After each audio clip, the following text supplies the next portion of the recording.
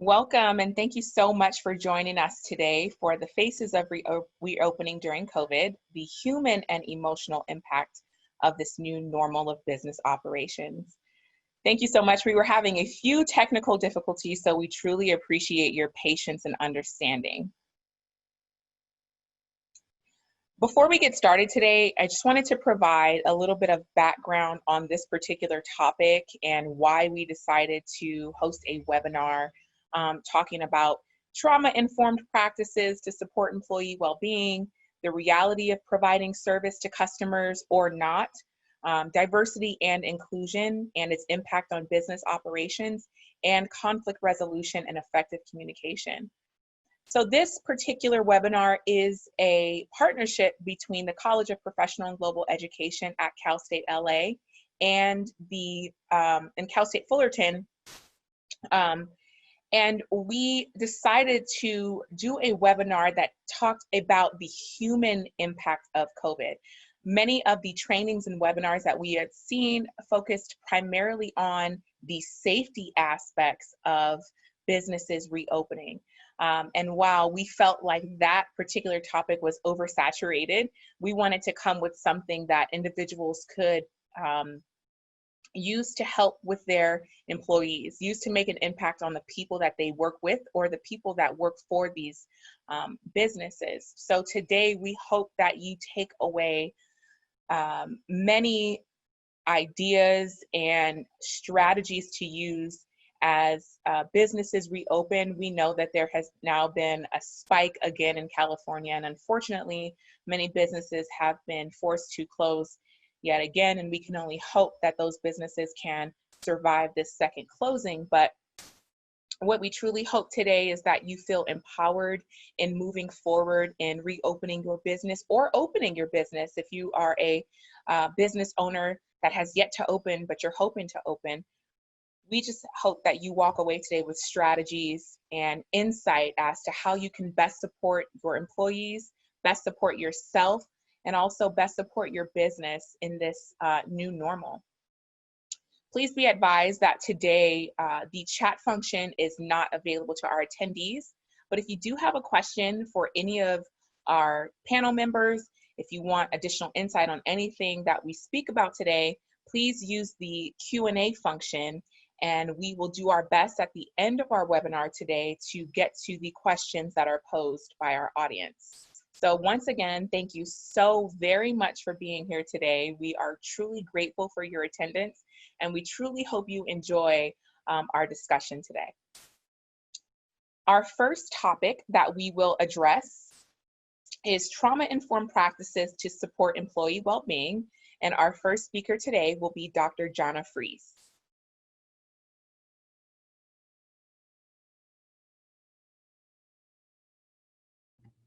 Hello, everyone. It's great to see some faces here.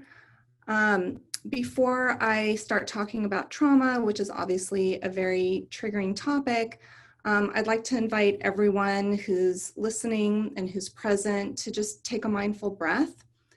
So we can all just take a breath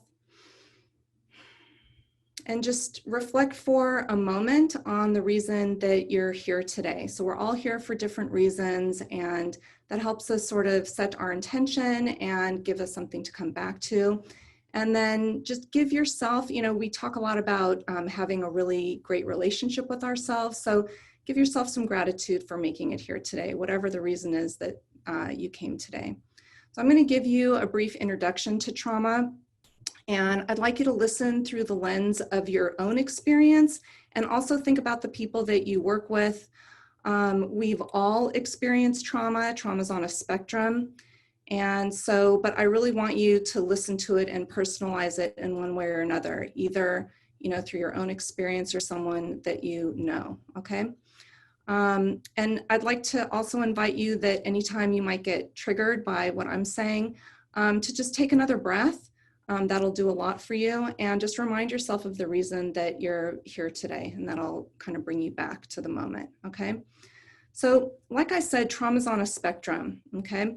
When the people who created the diagnosis for PTSD in our Diagnostic and Statistical Manual, When they put that in words and wrote it in a book, that's not our bodies and our minds working together and talking, right? Those are just professionals who decided that this is something that insurance was going to pay for, okay?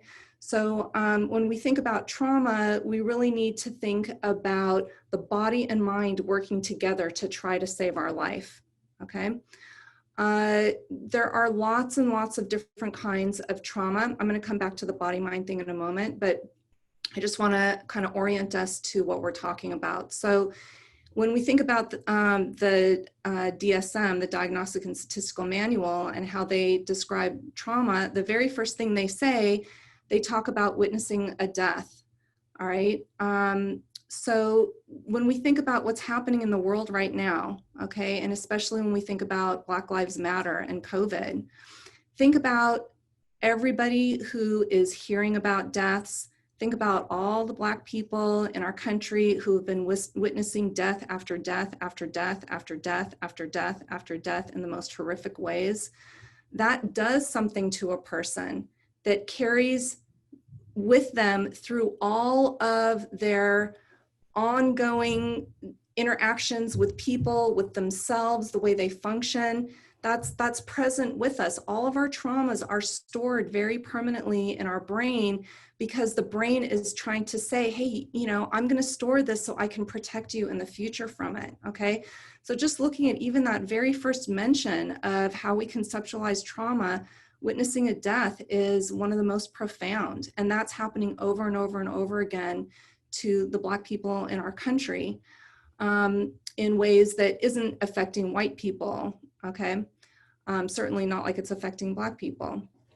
Okay, and when we think about COVID as well, think about how in the news, you know, we've all heard how it's affecting people of color, you know, Black people, Latinx people, more than white people, and all the social injustices that have led to this. So all of that is being perceived by the mind and body as trauma, okay? So any kind of experiencing sexual violence, experiencing any kind of physical violence, or even witnessing that, okay? That is, the mind and body is holding that and processing that as trauma. Certainly natural disasters, car accidents. And I bet if I asked you, you know, how many people do you know that have been in car accidents? And how many of them come to therapy to get, you know, help for a car accident? It is so much less than people who come to therapy for sexual abuse, okay? Sexual abuse is probably the #1 thing that people come to therapy for in terms of trauma. Probably if you work with the military or first responders, you know, specifically, it's different. But in terms of, you know, most therapists I know who work with the general public, it's about, you know, sexual violence and being abused in their families.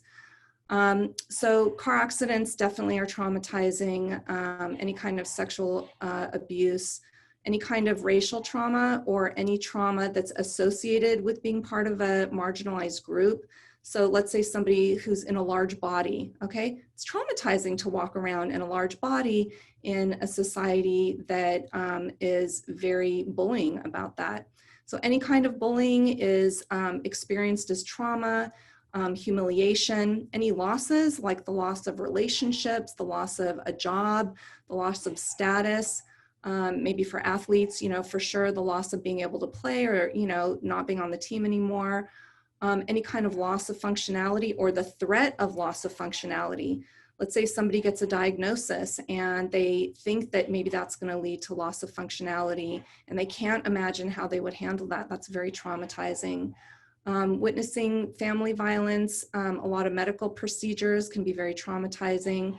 Certainly, you know, war and terrorist attacks. I'm sure that, you know, anybody who's been through something like that, especially, you know, people all over Manhattan, when they, you know, saw that explosion go off in Lebanon, they, you know, probably had some physical response to that, a trauma response. So Dr. You know, Freeze, I want to ask, because your explanation of trauma is so in-depth and so profound. And as we saw in our poll, people see trauma manifest itself in the workplace. Either they're a witness of, or it's happened for themselves. Yeah. And one of our questions, it was actually a couple questions posed by some of our attendees today, and it leads right into the question that we have for you, is how can employers support their employees Wow. through these traumas, but also how can the employer themselves protect themselves so they're not overcome by the trauma of another, because they still have to run the organization as well. Okay, so we'll jump right to that. You know, that kind of goes to my call to action as well. So how can you, so trauma's everywhere, right? And so some of the ways that it can manifest in the workplace are, you know, not being able to pay attention, not showing up to work. You know, people will call it anxiety or depression, but it's kind of rests on that foundation of trauma, right? We know that calling out for mental health reasons is one of the biggest costs for businesses. Wow. And so what I would beg of any person in any position of power, and certainly a business owner, is to create space for self-care, okay? It's not enough to say, how are you doing? And really mean it. It's just not anywhere near enough. You must institutionalize practices of self-care. Okay, if you want your employees to be well, and if you want to retain them, and if you want them to speak well of the company, you must do this. So what are some ways you can do that? You can incentivize self-care. You know, there are companies who incentivize working out. You know, you can incentivize time for prayer, meditation, you know, time to be in communion with other people. You can make sure, you know, people are taking breaks. And a lot of companies, what they do is they create an unspoken, unwritten culture of shame around self-care, you know, where believe me, my meetings, I am done at 10 minutes to the hour because I have to have those 10 minutes to take care of myself and to not feel rushed into the next meeting. You know, people need to use the restroom. They need to return an email. They need to, you know, maybe check on a family member. They need to make sure they have a snack or something to drink. You know, they need to breathe. They might need to close their eyes for a couple of minutes. So I think that modeling self-care is one of the most profound things that you can do. Start meetings with, like I did, you know, just model just one breath. One breath, one conscious breath is one of the most profound interventions we can do, because just thinking about taking a mindful breath switches us from the sympathetic nervous system to the parasympathetic. And that kind of switches us from that automatic, you know, amygdala-driven, anxiety-driven way we typically go about our world. And switches us back into where our prefrontal cortex is working well, and we can make choices from a more logical place. So, you know, model this for your employees, and institutionalize the time for self-care. That's awesome. One thing I really love about that breath in the beginning is that it allows everyone to kind of level the playing field before coming into a space to share, meet, etc. Also too, it honors, you know, if someone is going through something and they're coming into a meeting, it kind of honors that, right? And it's so important, because how many times through our day do we not take that breath just because we're busy? And so to come into a meeting space where someone implements that for us, that shows, okay, this person cares and this person wants me to put my best foot forward this day, despite what I have going on. So I think that is so powerful. And thank you so much for sharing that, but for also getting us started on our conversation today. So thank you so much, Dr. Freeze. Our next speaker and our next topic that we want to cover today is the reality of businesses and serving customers or not. And so our speaker today is Mike Daniel. Mike, go ahead and give us a bit of background on yourself. Sure. So thank you so much, Ashley, and thank you for having me on today. So a little bit about myself. So, born and raised in Orange County, California. Shockingly, I live a mile from where I grew up, which I don't know if that's a good thing or a bad thing, but my wife does not think it's a good thing when your parents, especially during these times. But with that, so I do own a couple Rocky Mountain chocolate factories and a candy store in Orange County and LA County. And then I also run the Orange County Inland Empire Small Business Development Center network, where we cover Orange County, Riverside, and San Bernardino counties, and we help business owners really start, grow, and exit out of their business during normal times. Right now, it is, how do I survive and recover? And that's really what we're facing with, we see roughly about 10,000 businesses a year, and trying to help them understand what to do, how to kind of safeguard their business, how to reopen, how to apply for funding, how to do all these things that no one ever thought we would be in this situation. So obviously, today's topic is very prevalent, and it's what we're all facing. It's what I face in my business as well. And so I really like to start with showing the video, and many of you probably have already seen this video, but I'll give it a second just as this just kind of popped up on the screen. So let me share my screen real quick if I can. And just as an aside, for all of our attendees today, we have these poll questions that are popping up just to provide you with further context to our conversation. As you see, the poll question will come up, but then we also show the results as well. And that's just for further context. We just want to show everyone where we're starting at with our knowledge, and how we can further drive this conversation and hopefully future conversations to come. Perfect. So I'm going to start with this video. Hopefully you guys can hear it, but most of you guys have probably seen it. An all too familiar scene across the country, people getting physical over wearing masks inside stores. It is required, but unfortunately, security guards are the ones getting hurt for just doing their jobs. Eyewitness News reporter Sid Garcia is live outside of Van Nuys Target, where they've had a number of fights over face coverings. Sid. Good morning, guys. On the latest one, a security guard was hurt. Take a look at the videotape here. This happened on May 1st at the Target you see here on Sepulveda Boulevard near Burbank, right off the 405 freeway.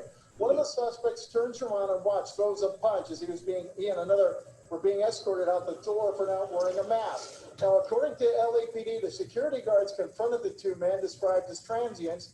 They simply refused to wear a mask, and then the tussle happened. I didn't see any signage entering the store this morning, only signs reminding customers to abide with social distancing and staying at least 6 feet apart. Now, accordingly, LA City and County rules, employees and customers are required to wear masks while inside the store or taking advantage of curbside service. Employees and customers. So I'm going to stop there, but I think we probably all seen that video or something like that. And that is what we are dealing with today, right? I mean, it is, what do we do? How do we set up our proper protocols? How do we know what the proper protocols are? So I want to cover a couple of those things. And by starting one, I think most of you guys have seen that Target video. There was also a taco stand in LA that ended up shutting down because it became so violent with the customers coming in and not wearing a mask, and it was becoming argumentative and hostile with the customers and the employees, that he just decided it's not worth it, I'm just shutting down.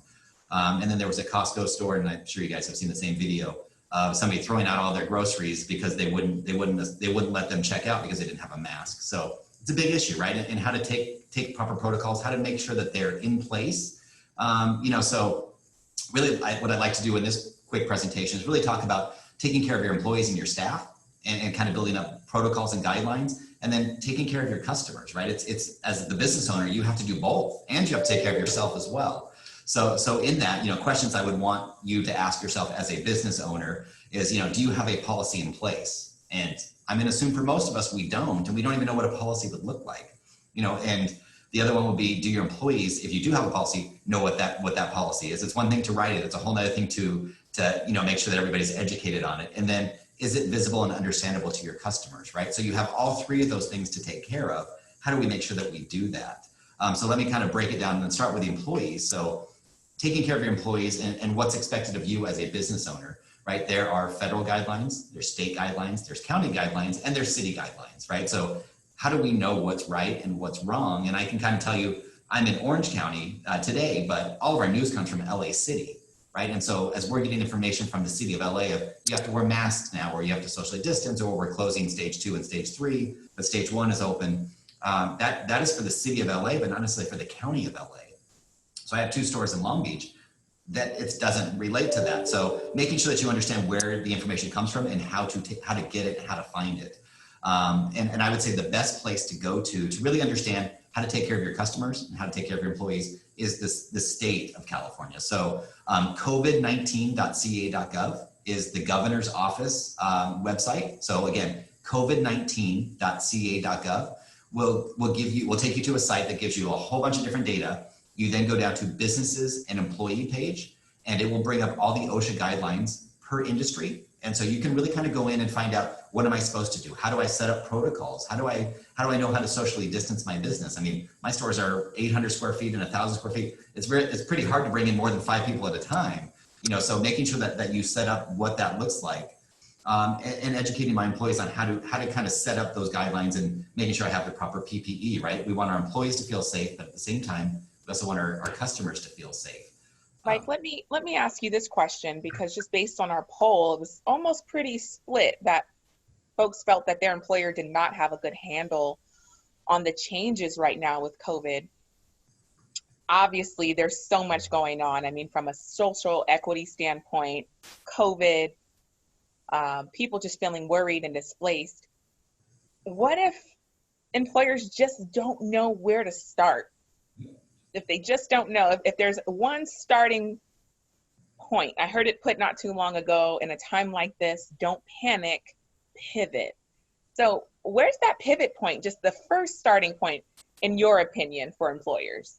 Yeah, I think it is to set up a very basic guideline, right? And so my suggestion, one of 2 places I would go, the website that I told you, covid19.ca.gov, or call us directly. We provide one-on-one service. We come out of Cal State Fullerton. We also have a lot of centers throughout Los Angeles, because I know there's a lot of people here from LA County that comes from a lot of our different centers there. Our website is ociesmallbusiness.org. And we can help you one-on-one set up what that looks like. But it's defining a customer process. For a lot of businesses, I was on a call with MasterCard. It's scary, right? So 60% of underserved communities that are brick and mortar retailers, if they are not offering some type of e-commerce, they feel that they're going to go out of business. Wow. 60%, that's more than half, right? So what do we do to help that? And what are we doing to make sure, how many of you go and I kind of pull it back, what makes you feel safe as a customer, right? I mean, you want to make sure that it's clean. You want to make sure that PPE is there of some kind, that the employees are wearing gloves and masks. And then you also want to make sure that you feel that there's procedures in place for a touchless transaction, right? And that's kind of the separation point. We go to a lot of businesses, and I go to a lot of businesses that are cash only. Well, how many of you want to touch money right now? Yeah. Right? And I don't know how many of you guys are aware, but there is a coin shortage in America right now. When I go to the bank, I usually go through roughly about $1,000 in change every week between the 3 stores. I can only get $20 in change because there's not enough change. So if you happen to go to Sam's Club or Costco or wherever you shop, they might not be able to offer you change right now.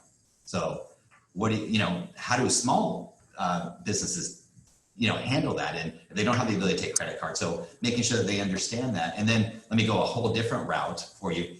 And I'll kind of go back to my wife, who, yes, we understand that, you shouldn't be getting your nails done inside of a nail salon or getting your hair done inside of a hair salon. That doesn't seem to stop her. And for a lot of businesses, it's not stopping them. And I totally understand the predicament. They have to make money to survive. They're being forced to close. So what do? How many nail salons, hair salons have the ability to open up outside, which is the only procedure that you are supposed to do legally right now?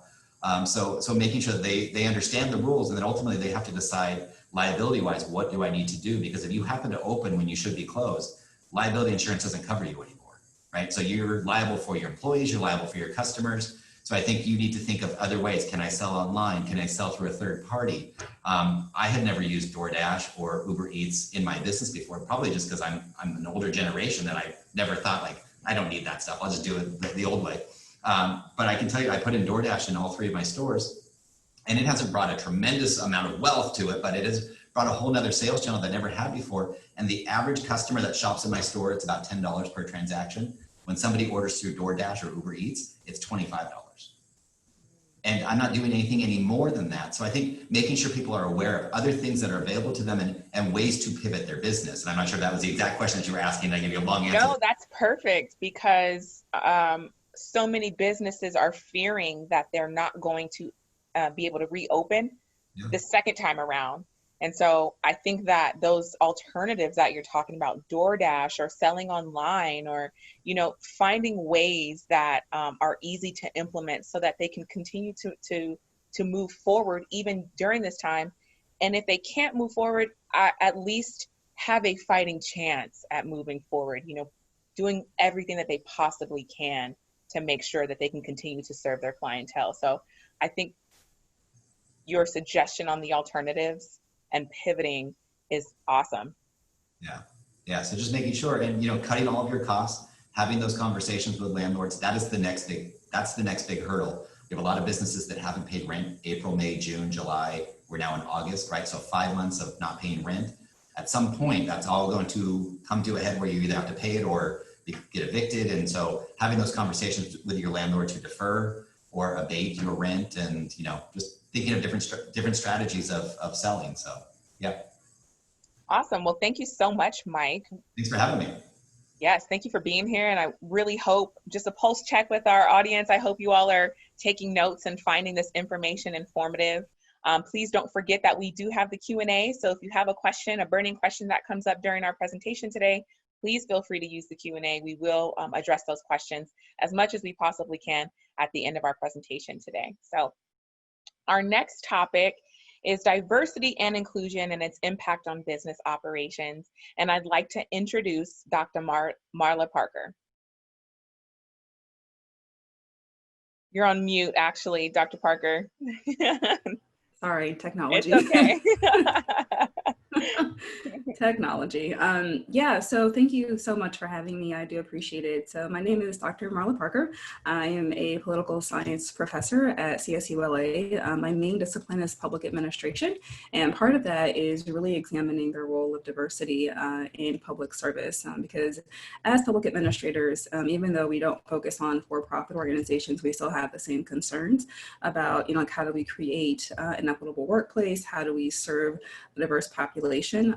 And so what I want to just give you a little bit of today, and there's a question that is related to this, is, you know, really, how do we develop, how do we kind of reimagine diversity, equity, and inclusion in this time of COVID that has itself, you know, showed significant racial disparities and kind of it further exposed, you know, systemic racism, but also, you know, like, when you compound that with racial upheaval, that's a whole other layer, right?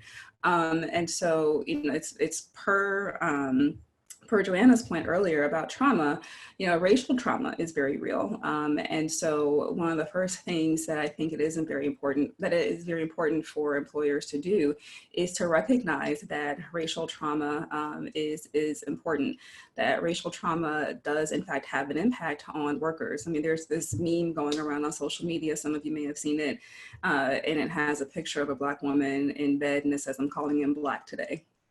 And so I think one of the things that's really important here is that as employers, we have to recognize and validate that trauma. And so maybe you won't necessarily allow someone to verbally say, "I'm calling him Black today," right? But the fact of the matter is that you have to acknowledge how navigating being a person of color, being a woman, being an immigrant, being someone with a disability, being someone who's of a religious minority, how that comes into play with work. So the key to remember is that workers bring themselves into the workplace, right? So it's very difficult to shut off work outside of what happens in society and in the community. And as we see more with racial upheaval, we see more and more people of color coming out and saying, you know, for so long I have just shut my voice down and just kind of roll with the punches in the workplace, but it's getting to a fever pitch now where I can't take it anymore, right?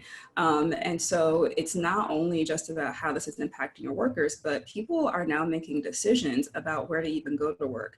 because they want to be in places where they know that they are included. And so that means then if you do not have these strategies, then you risk not only losing productivity in the short term, but also losing it in the long term. But then that also requires us to reimagine what's the purpose of business, right? So definitely there has to be a profit, but do we also have these larger, societal commitments, right, to promote justice and to promote equity, even if it may not necessarily be about profit, right? So really rethinking not just having a financial profit motive, but even a social profit motive, if you will, because there are quite a few connections, to capitalism and racism, as we see more and more now, as more information and history is being uncovered. We see that sometimes our approaches to business, it's like this kind of toxic form of capitalism that really, I would say, compounds these disparities, not just in the workplace, but beyond. So I would recommend, because can I see the poll screen again? I'm not sure if I Yeah, can we can bring access that it. back up. Okay. Is it possible to bring it back up, Shelley? While Shelley works on that, I wanted to ask you a question because Yeah, you're sure. using this term reimagine, and I think that it's so powerful because if we just think about the power of what we envision in our mind and then that, transcending into our everyday life, if we think about reimagining our business practices and reimagining transformational change as it relates to diversity and inclusion, in a perfect world, what does that look like? In a perfect world, if we can reimagine what diversity and inclusion looks like in business operations, in a perfect world, to you, what do you feel like that looks like? I think you become much more conscientious of nearly everything that you do, and you look at what you do through a different lens. So I will tell you a little bit more about me as I convey this story. So only 70% have felt like their workplace has developed strategies to address diversity and inclusion in the workplace, and 31% are not sure. Okay, so that's very telling. I'm not surprised. But to answer your question, and I'm going to address that in a minute, but to answer your question, Ashley, I'll give you an example. So I also, in addition to being a professor, I also work at a startup called Halo Loop. And right now I'm their chief of staff, and it's a tech wellness company. And one of the things that we are very, very passionate, and it's part of like our ethos and our value set, is being very intentional about like who is on our team. And so we're a really diverse group of people, but we are also thinking about how can the product that we are selling, at Halo Loop, address and be culturally informed. So for instance, when we're interviewing people, we ask them about their experience with diversity, right? We tell them that it's something that's important to us. So from the very get-go, they understand that that's part of a value set when they walk into this company. We ask them, for instance, when we're interviewing for product teams, we ask the question, how would you create a culturally informed product? Right? What steps and processes would you use to create a product and experience that reflects, this ethos and value set of Halo Loop, that spiritual, mental, and emotional wellness is for everyone, right? But people can have very different orientations towards that. And so, we definitely, I think that it's really important to be able to break down each entire function of your organization, and you have to do some self-reflection, right? So how are we including people, not just in decision-making processes for marketing, for operations, for finance, for recruitment, for strategic planning, right? So it's who's in the room, right? But it's also, what is the approach that we have? Okay, because especially, I'll to give you the example of public service, public organizations and nonprofits, sometimes people think that, sometimes the approach I think that we take sometimes is that build it and they will come. But, there are some real, cultural dynamics to be aware of. So for instance, in communities of color, there's this kind of overall distrust of government, right? There can be an overall distrust of some types of public service organizations. And so if you go with this approach of build it and they will come, but you're doing this in a community where there's this historical mistrust because of, bad treatment, discrimination, marginalization, or what have you, then your business model has failed before it's even been able to do anything. And so it's definitely about understanding the communities that you're in. You are including them and actually building your business model, right? You're including them and asking questions about what is going to help you. So one thing I would definitely encourage, as a very practical thing, is to, engage in user design, engage in design thinking, right? Take a design thinking, a user interaction, user experience course where you can really take a deep dive and understand, like, what is the emotional connection that people have to whatever service you have? How is that informed by their culture, right? How does their cultural lens inform what you're trying to sell, right? Because there are products and goods and services that very much have a cultural stamp to them, right? So, I mean, I can tell you, growing up in Detroit with, having black hair, right? Everybody knew what pink lotion was. Right. Everybody, Yes. everybody, like, you're laughing, Ashley, because you know what I'm talking about, Yes. right? Everyone knew what, like, the pink lotion was, right? Everybody knew what Blue Magic was. That's like that product is like a staple, in our culture, right? Everybody knows what the African Pride hair care line is, right? And so that's a thing. That's very much a thing. But, and this is a recent criticism that I heard, is that, when we go to stores and we're looking for these things, it's kind of disheartening to have to see like a small smidge, like, just a small portion of those goods on the shelf, because that kind of signals, like, do you really care about us? And, like, the fact that you have, a whole swath of people who could be buying this, like, off the shelf, right? Or going to, and for me, I like makeup. And going to certain makeup stores, or going to CVS or what have you, and not getting makeup that is made for me, right? Like, the shades are way off, and makeup has done a lot better. But I remember a time when that was a challenge, right? I couldn't just walk in somewhere and get something that, matched my skin tone. And to me, that is and to a lot of people, that's a signal that, businesses, you don't really care, we are invisible to you. And so understanding, like, cultural nuance when it comes to how products are used is super important. But even internally, right, that kind of awareness happens on the outside, serving clients and customers, when it's first realized on the inside. And so you have to do a very intense reflection about, what do we even think diversity, equity, and inclusion is, right? When I do my trainings, one of the first things that I do is I ask people, okay, what do you think racism is?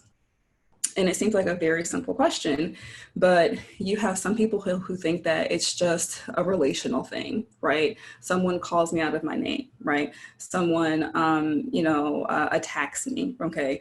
But, you have some people who realize that it's much broader than that it's systemic, right? It's not just about personal relational behavior, but it's also about institutions, policies, processes, procedures.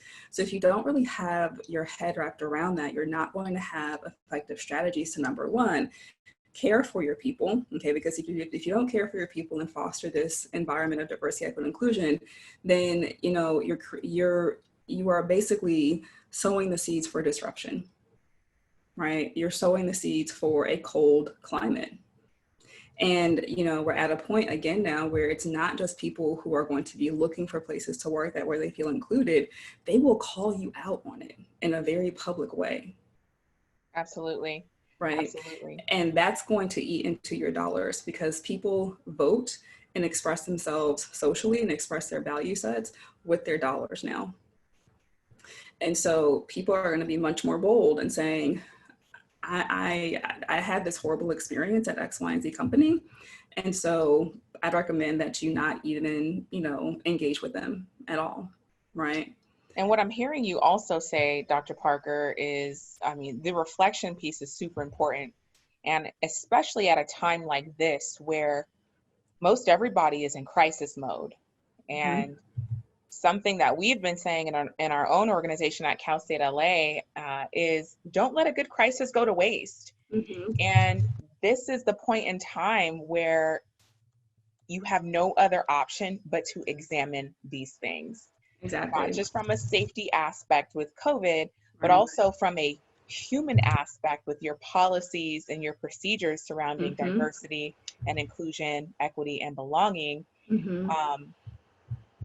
And one thing I think is really important, what I'm hearing you say as well, is it's no longer enough just to be a non-racist or non-biased organization or business, Mm-hmm. right? Now you need to be an anti-racist or anti-biased organization, because that's going to come through in your organizational message and in your Mm-hmm. organizational branding. Yes, absolutely. Because, and I was thinking about this, don't get yourself in a position where you think you're too woke for your own good. I think a Absolutely. lot of people walk around here like, I'm not racist. I've done X, I've done Z, I've marched and everything like that. And none of us, absolutely none of us, are above, engaging in just unacceptable, behavior when it comes to bias, right? Even though I might be well versed in certain areas of bias like racism and sexism, there are still areas that I need a lot of help with, right? And I'll tell you a quick story to kind of illustrate my point. And if I have time for like 1 minute, is Yeah, that we okay? have Okay. we have 1 to 2 minutes. Okay, cool. So when I do my training now, I start with this story to kind of tell people how pervasive and just kind of so easy it is to express your bias. And so I remember being a PhD student, and we were in this lab basically, but the lab didn't have a peephole in the door. So our professor, like out of an abundance of caution, decided to say, hey, we really need to get a peephole in the door. So I was the one who was always like there in the morning, like super early. Now you all can't see me, but I'm about like 5'10"-ish. I'm above average height. And so with my heels on, I'm about 6 feet. So anyway, the maintenance individual comes to put the peephole in, and he asks, okay, where do you want this? So I level it at my eyesight, right? And I think I'm done, right? I have things to take care of. I have a dissertation to write. Like, let's get this done. Bang, boom, boom. And I sit down, my lab mate comes in, and I say, oh, we have a peephole in the door now. I look out the corner of my eye, she's on her tippy toes. And this is because now I had spent time with this woman day in and day out. I have never had anything against shorter people, nothing, right? But even though I have had short friends all my life, I've been around short people, I've spent time with this woman, whatever happened none of that came into my consciousness when I was making a decision about what to do. I made a decision about where that peephole should be based on my reality and my needs. This is, again, despite the fact that I had been around short people all my life, right? And I never had any malice towards them. But nonetheless, this bias showed up. And it did it in a very unconscious, like super quick way. It was like 2 minutes. And that now, is the perpetuation. That's how bias gets perpetuated as well, because it's right. It's so unassuming. So thank you so much, Dr. Parker, for sharing that. I think that you captured so much in your short amount of time. And I really hope that our audience today could feel that just as important as COVID-19 is and the regulations and businesses reopening, diversity and inclusion is just as important, because what's at the core here of both of these topics, both of these pressing issues in our world today, at the core are people. And people just want to feel cared for as they go back to work, being safe, but also their struggle and their everyday lives as well. So thank you so much, Dr. Parker. We appreciate you being here. Thank you. Of course. So moving on and segueing into conflict resolution and effective communication, we have Ryan Fullerton with us here today. Ryan, thank you so much for being here today. Oh, it's great to be here. Well, I'm going to go ahead and share my slide. I like to draw stick figures to reiterate what I'm talking about. I'm a speaker, author, and a ginger. And really, my experience comes from a variety of ups and downs. And the one thing that is consistent is that I'm a human. And so today, I'm going to share with you a little bit about my expertise as a result of my experience, to share with you how in the workplace, we can better communicate to address conflicts before they happen, as they happen, as we are all humans. Now, before I do start, I do want to recognize two things. One, that Black lives do matter, and it's also cool to wear a mask. I think we always have to have a lens of what's happening in the world, and that's what's happening right now. In the short amount of time, I'm going to cover how you can strategically humanize your business.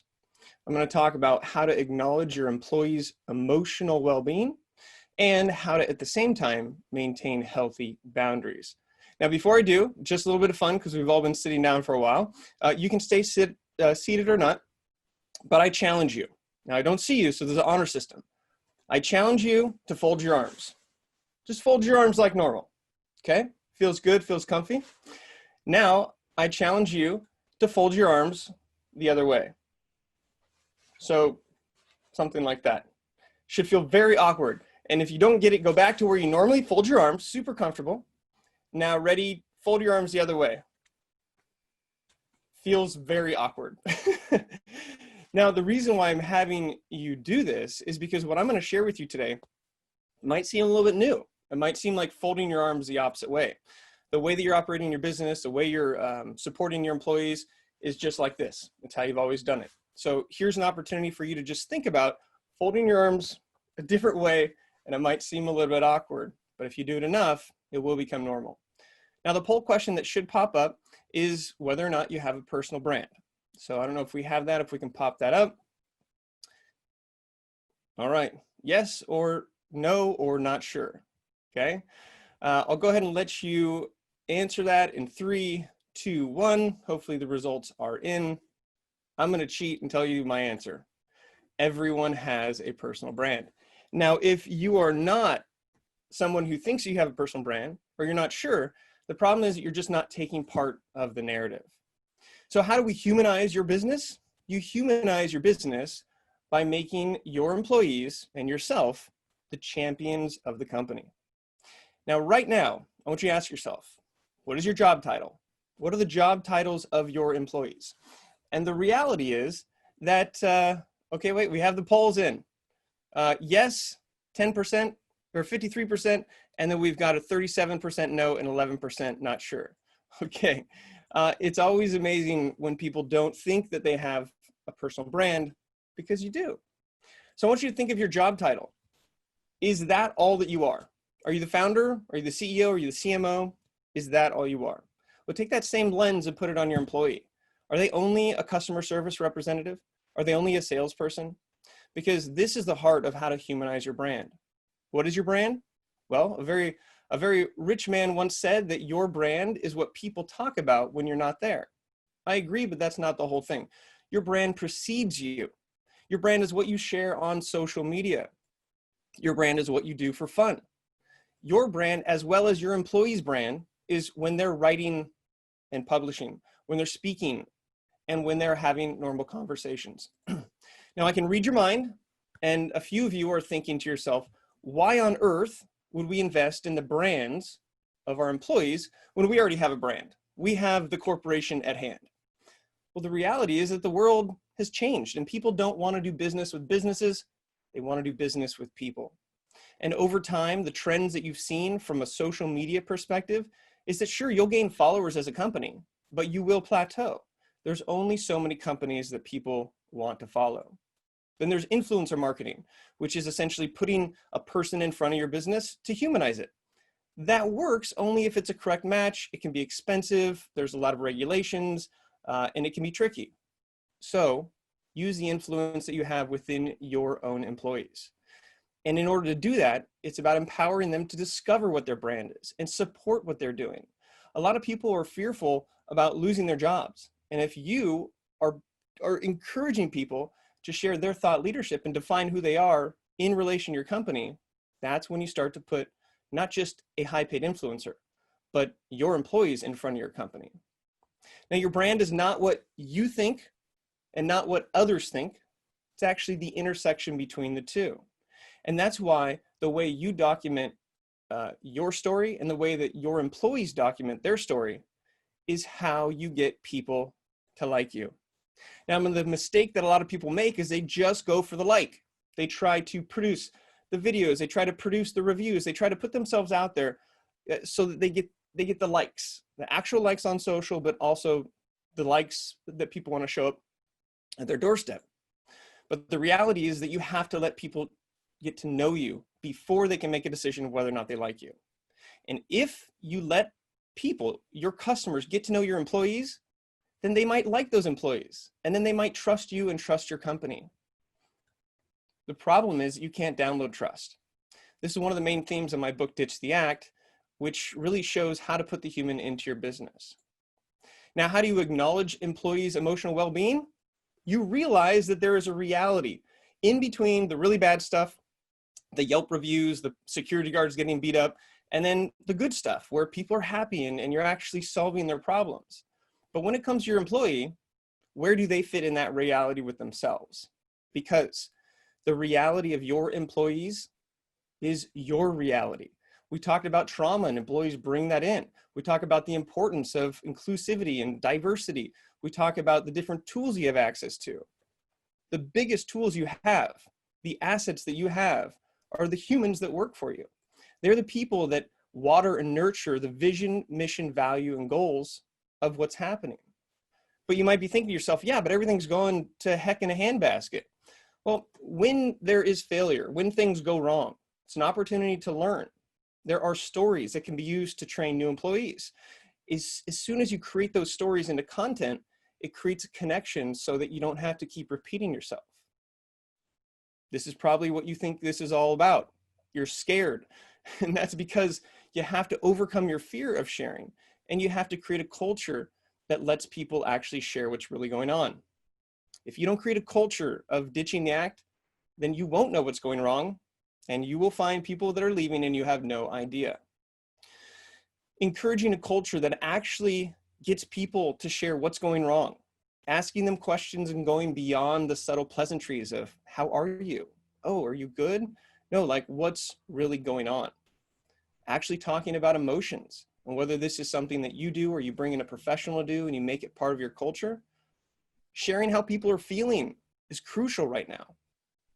Asking your employees what's upsetting. I know there was a question about how do you make employees feel safe?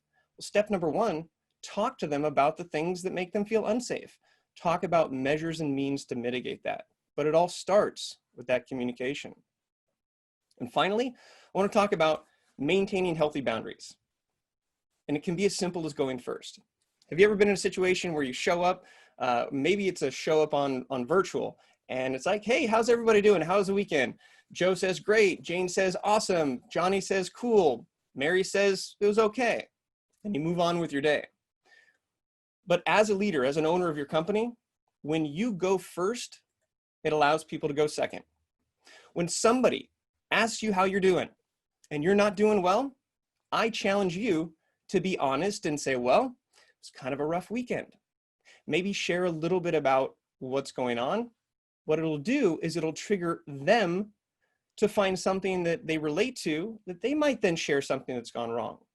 There's too many pleasantries that happen and not enough real connection. Now, how do you mitigate this sort of like kumbaya with the reality of being in business and making sure that there are boundaries? Be clear on your regulations and your policies for social media. Make sure that you're not only encouraging people to share who they are, but letting them also know that things are confidential. Certain things should be kept within the company. But if you don't have an updated social media policy, how are they going to know how to follow it? There's oftentimes a fear that every post is a press release. And that's true, which is the reason why it's important to make sure that you understand how your employees feel so that you can relate to them and other employees about how they've felt in the past so that you can find common ground. And at the end of the day, you have two choices. You can act as though everything is normal and just try to make what used to work, or you can try something new. So my challenge today is, what are you going to do? Are you going to open up a little bit more? Are you going to create a culture that's based on people sharing who they really are? Because at the end of the day, when you put the human in business, that's when people connect. Now, to wrap this up, here is the deal. Let me give it to you real. The key to connection is to learn to reveal, because you are not perfect and neither am I. And that is the exact reason that we see eye to eye, because everybody's different, but we are all the same. To be perfectly imperfect is how you win the game. And if you only showcase good and do not share the bad, you will miss connections that you never knew you had. So when you learn to ditch the act and learn to be yourself, you will inspire employees to do the same for whatever makes sense for them. Back to you, as one human to another. I was not ready for that little bit of entertainment at the end there. So got a mini concert. Thank you. As you were going through your presentation, I was reflecting back on all of our speakers today, and one very real common thread is vulnerability. And yes, embracing the good and the bad. And as everyone shared today, I was thinking that it is a courageous act to be vulnerable. Whether you are a business that you don't feel like you can survive reopening, being vulnerable in that and asking for the necessary help. Whether you are a business owner or an employer and you are finding that your employees are traumatized and you know you don't have the necessary tutelage to help them, being vulnerable and saying that and asking and seeking the necessary help, or opening the space up for people to share.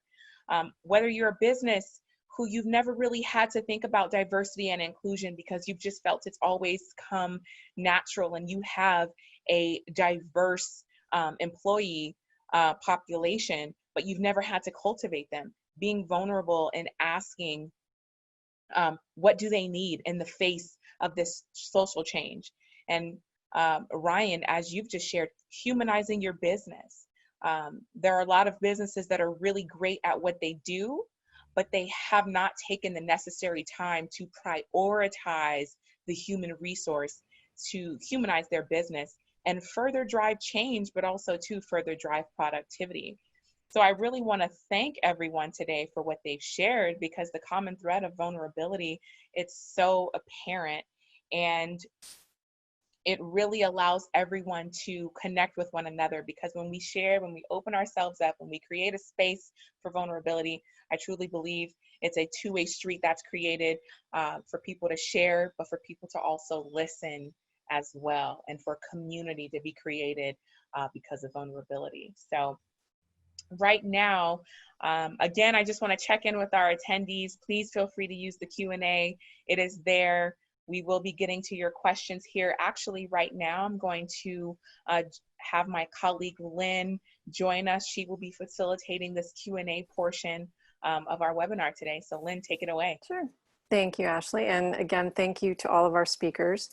I've just got a couple questions in the Q&A area. I think the first one is for Mike. And if you don't mind turning on your camera when the question comes to you and unmute yourself.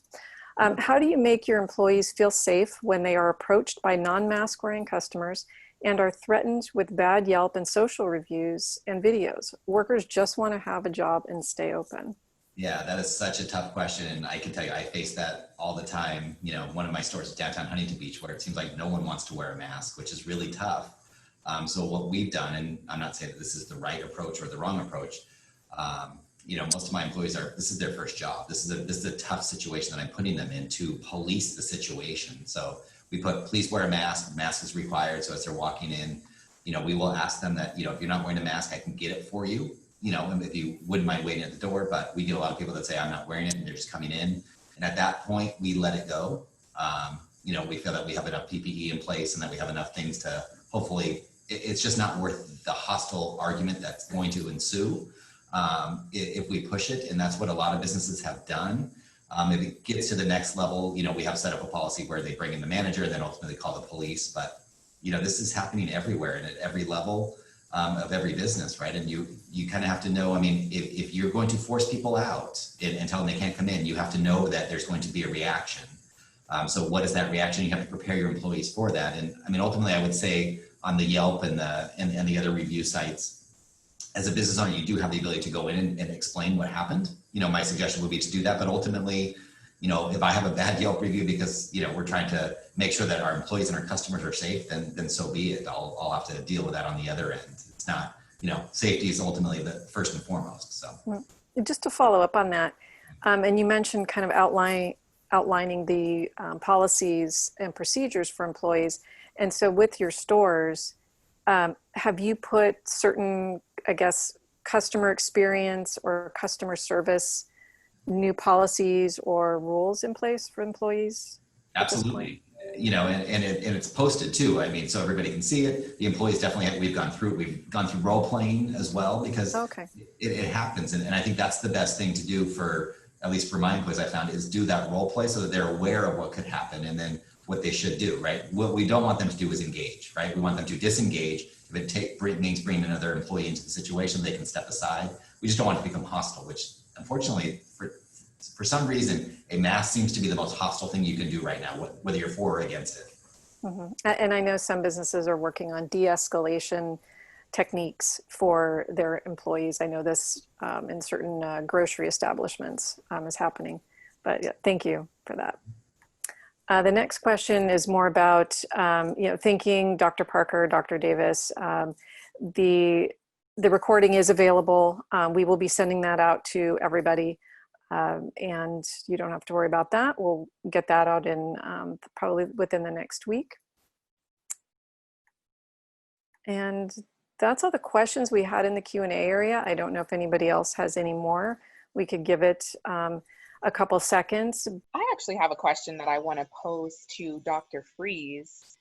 One of the questions that came through from some of our registrants are well-being practices or emotional well-being practices that we could all practice at home. Working from home is stressful for a lot of people, especially if you have a family, a spouse. So what do you offer as just some emotional well-being practices that folks could implement while working from home? That's such a, feels like such an overwhelming question, because really, in terms of normal self-care, I could give you, lots of different things that people do for normal self-care, and it's different for every person. But what do you do when we all have to isolate, when there's no difference between where we work and where we live, when we're with the same people all day long and we can't get a break and, be with people who, bring us that joyful, interaction and, go out into the world and have the distractions that we normally have? What do you do when, there's something about being in the same physical space as other people where you can read them better. And so what I'm noticing is a lot of, not a lot, but like just some paranoia about somebody says something and it's taken out of context, just similar to how maybe text messages might be taken out of context, similar in the virtual world. You don't have those opportunities to just walk by them, check them out, maybe even, feel differently because you're in their presence. So having said that, what can we do? We can reach out more. We can, set aside time for a cup of tea or a cup of coffee. A lot of people are, setting aside time for a drink with people on Zoom. I know it's more Zoom and, there's a lot of Zoom fatigue, but there's that personal connection that everybody, well, not everybody, but so many people are really missing from the workplace. And it's harder for people to reach out and say, hey, you want to set aside some time just to do nothing and be together for 15, 20 minutes, right? So that's one thing that people can do that I'm not hearing a lot about out there. The other thing is that we really need to, I don't know what everybody else's life was like before. I know what mine was like before. It certainly wasn't staying in this one little room, sometimes 10 hours a day. And so it's just so important, to do things that, all the little self-care things like spending time with your animals, your plants, whatever creative thing that you do, getting outside of the normal, it's just me and my computer and, the work that I'm doing in this one little room. So anything that can take you out of that. And again, that's very different for different people. It could be baking. It could be, something artistic, something musical. And then just, the regular self-care practices. Are you doing something that helps you spiritually? A lot of churches aren't meeting, temples, mosques. How are you getting that spiritual side of you fulfilled? a lot of people are struggling with money for food. How are you, nourishing yourself? Even if you have the same income, how are you getting your food? It's scary for a lot of people to go out there and get their food. It costs a lot to have it delivered. And so, people aren't as well nourished just with their food as they were before. They don't have the same ways to get their food as they did before. Maybe you're used to the same lunch place, and I know a lot of people are, kind of joking about gaining weight, but that's not the only thing that's happening. People just are, not taking care of themselves that way. And the other thing is exercise, moving our bodies. Normally we're moving all over town, or we're, walking, around our buildings and at least getting in and out of our cars. And so a lot of people aren't moving the way that they normally did, especially with gyms closed. So I would say definitely find an app or, a buddy in your house, someone to really exercise with, because that's going to really make a huge difference in the way we feel. And thank you for that, Dr. Fries. And actually, we do have another question, trauma related. When making space for an employee dealing with trauma during this time, how do we do that as employers while also keeping our workplace safe for the rest of the staff? We have a business where people have to be on site to be on shift. So if someone comes in clearly in a bad space, how do you acknowledge where they're at, but not have that influence the space's energy and the other 6 people on staff at that time? Yeah, that's a really good question. So I'm not sure if this is a space where there's a manager present, but if there is, the manager could take them aside and say, the first thing you want to do is say what you see, right? So I noticed your jaw clenched. I noticed you're not making eye contact. I noticed a couple of things that you said. So you want to say what you see, and it doesn't give you the right to pry, but it's a way to start this conversation and say, I'm concerned, what's happening, and give it time, give it space, even if it takes half an hour, give that person time to say what's happening. They might say, nothing, I don't want to talk about it. That could be, they're accommodating the fact that, you might be in a position of power and they don't want to say what's going on, but ask them if they need a break. Say, do you want to just take a little break and, collect yourself? And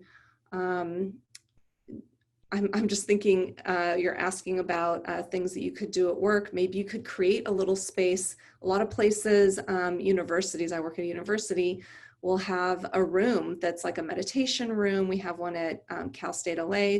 Some will have little spaces with, videos that people can watch, or books, or, other things they can manipulate with their hands so that, we can calm down. So, I mean, that's something you could do.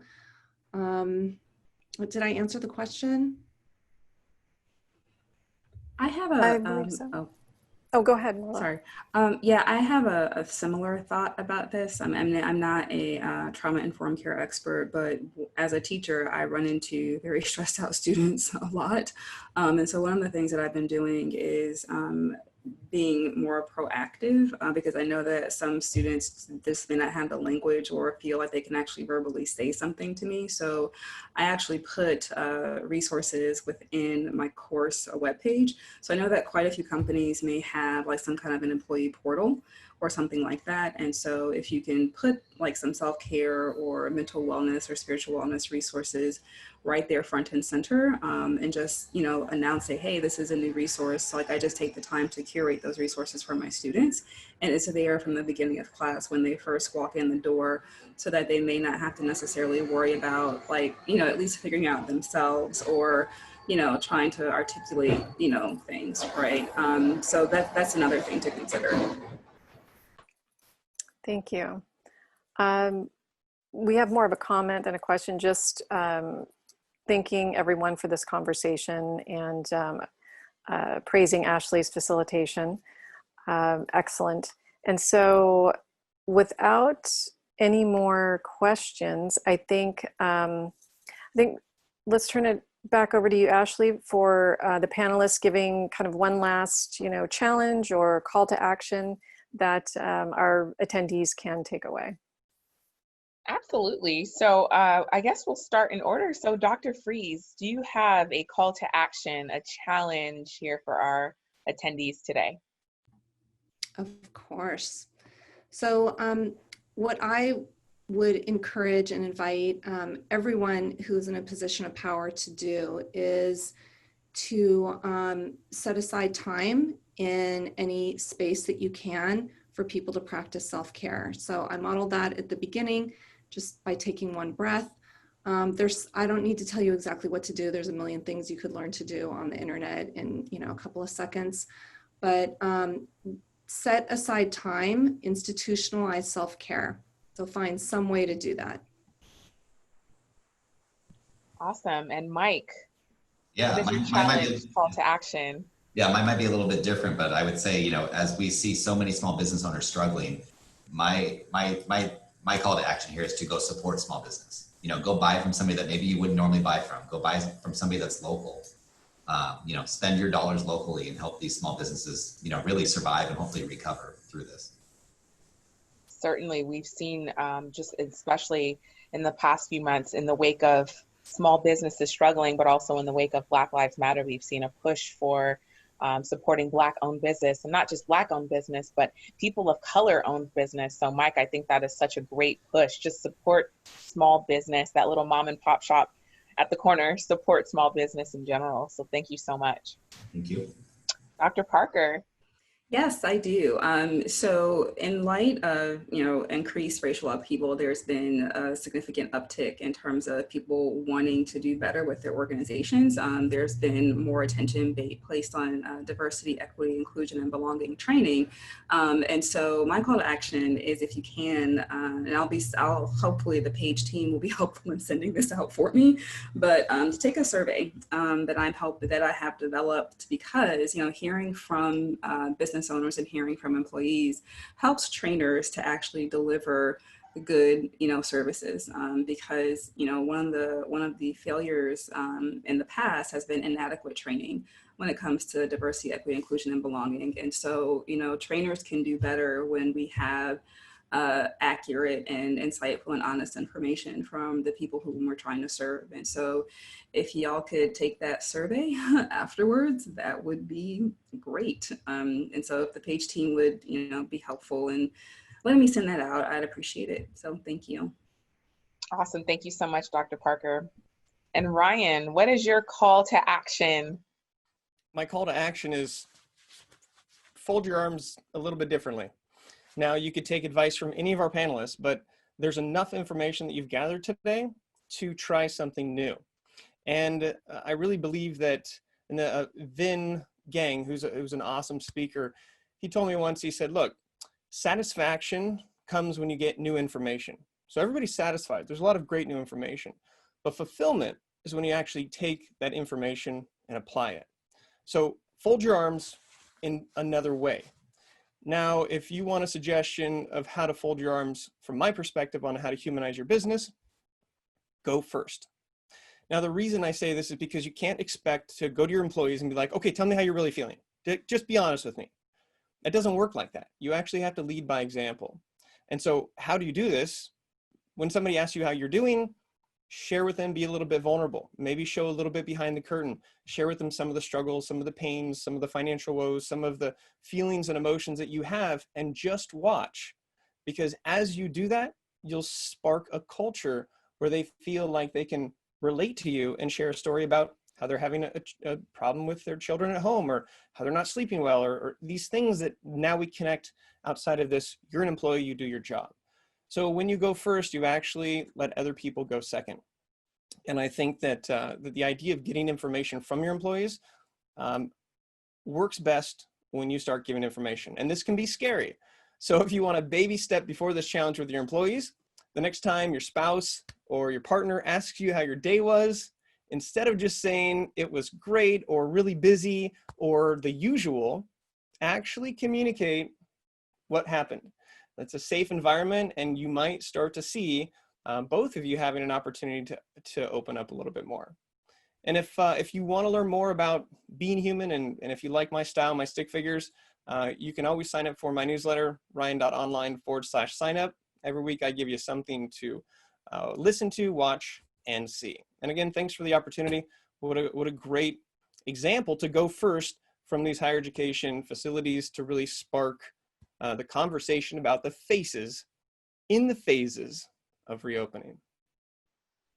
Thank you so much, Ryan. And thank you everyone for joining us today. As we close up, we really want to let you know that there will be further programming coming from us at Cal State LA and Cal State Fullerton surrounding this topic, surrounding these topics that we spoke on today. Our goal is to use what we've learned today, use what we've talked about today as more of a springboard. So please check our websites. We'll also be sending information out to all of the registrants today on additional programming, additional conversations happening.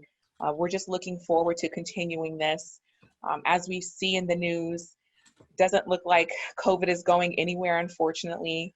And we're also pivoting just as a society. And so we have to learn how to get along in this time. And there's been such talk of getting back to normal. We're never going to go back to normal. We are in a new normal. But I firmly believe that it's a better normal because there's cracks in us now, but where the cracks are, that's also how the light gets in. So as we move forward, we will be letting you all know of the additional conversations and programming to come. So again, we thank you so much for attending today. I want to thank our talented panel. Everyone offered such amazing insight.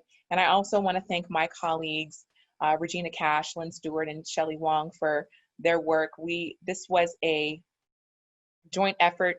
It's been about 3 months in the making. And so it was pretty amazing to get to this point today where we could just have such a fruitful conversation. So thank you again. There are some links and some things being shared in the chat. So I encourage you to make sure you take down anything that is of interest to you. And again, I thank you. And before we end today, I leave you with this quote by James Keller: "A candle loses nothing by lighting another candle." As you move forward in your business, as you help your employees, please understand that by helping someone, by serving someone in this space of COVID and social reform, you lose nothing, but you gain everything by doing so. So thank you so much for joining us today. Thank you. Thank you for having me. Thank you. Nice to meet everybody. Thank Be you. safe. Wear a Bye-bye. mask. Don't touch your face. Wash your hands. Smile.